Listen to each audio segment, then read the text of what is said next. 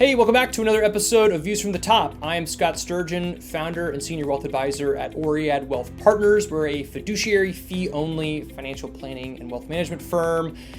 Thank you for tuning in. On today's episode, we're talking 3 key considerations for doctors and physicians to make prior to making a career transition. It's a mouthful.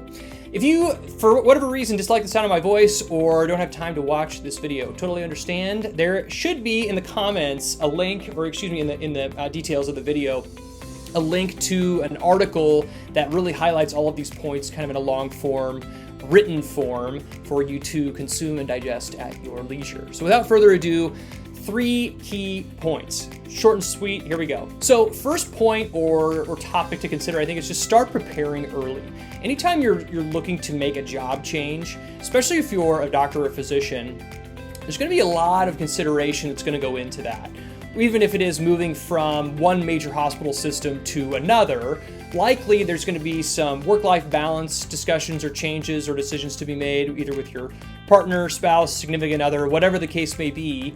Obviously, making sure that you're on the same page and that whatever you're doing really aligns with whatever your career interests are. And the sooner you get on thinking through those kind of ideas, having those kinds of discussions out loud, the better off you're going to be in the long run. It's often that people think, potentially if you're working in a current scenario or situation, you just don't like it for maybe reasons A, B, and C. Well, maybe asking, well, is there a way to have reasons A, B, and C changed so that your current role might be more enjoyable or more aligned with the reason that you got into medicine in the first place?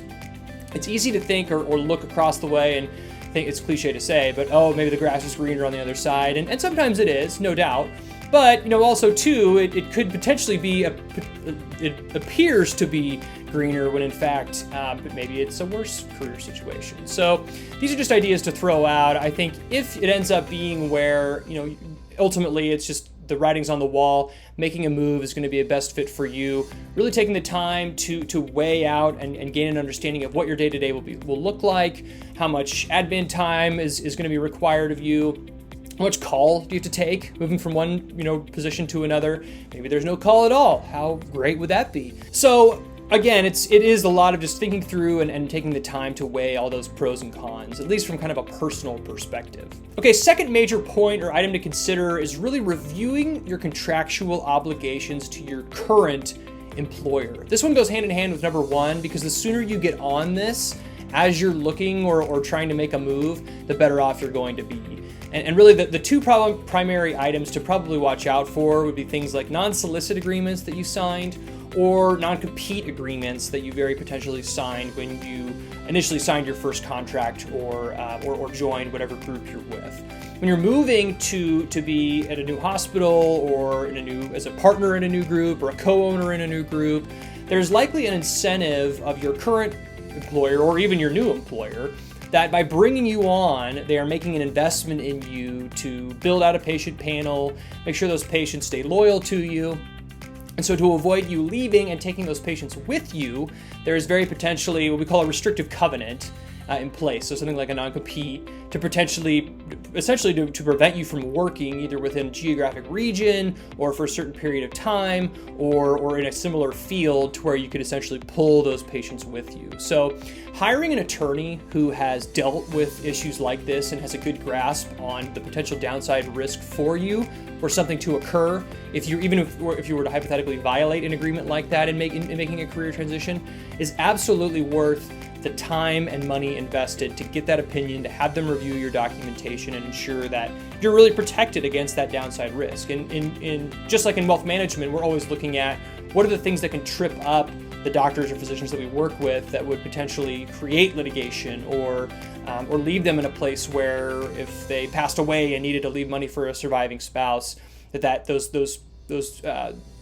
policies or strategies were in place to protect them against that risk. Really taking the time, reviewing your contracts, making sure all of your items line up, and even having an attorney review a potential agreement that you're going to sign, absolutely worth your time and money. Okay, last point. This is a big one. They're all big ones. What am I saying? The last point is really reviewing your finances and having an understanding of how this new transition or change of roles is going to impact you financially. And it's going to vary, obviously, based on kind of what you're doing. If you're moving from, for example, a private practice to a major hospital group, maybe your base salary is increasing, but you lose out on certain retirement plans or compensation agreements that might have existed at your former practice. Maybe you potentially had equity on the table or an ownership stake in your prior practice, and that goes away when you move to a new practice. So having an understanding of kind of going from A to B is going to impact you financially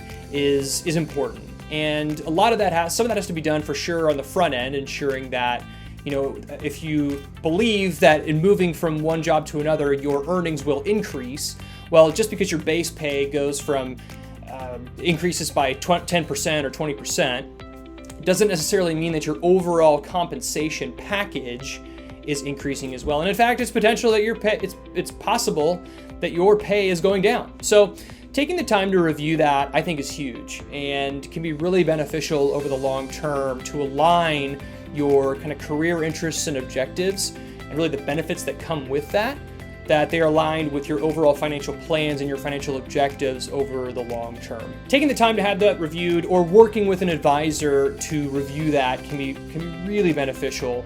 Even in a short period of time, a lot of information, I think, can be uncovered and gained. So if you feel like any of the three above points or items that I quickly discussed are kind of weighing on you, maybe you're looking at a potential job transition or change, or joining a new group, or joining a hospital, or whatever the situation may be, I'd encourage you to reach out. These are the kinds of decisions that I help clients work through and think through and make decisions on based on the specifics of their current financial plan or their current financial picture to make sure that they are working towards the things really they want from their finances and even more importantly, working towards the things that they want in life in general. So I hope that helps. Again, I'm Scott Sturgeon with Oread Wealth Partners.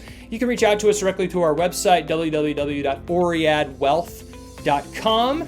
Thank you so much for tuning in. We will plan to see you next time on Views from the Top.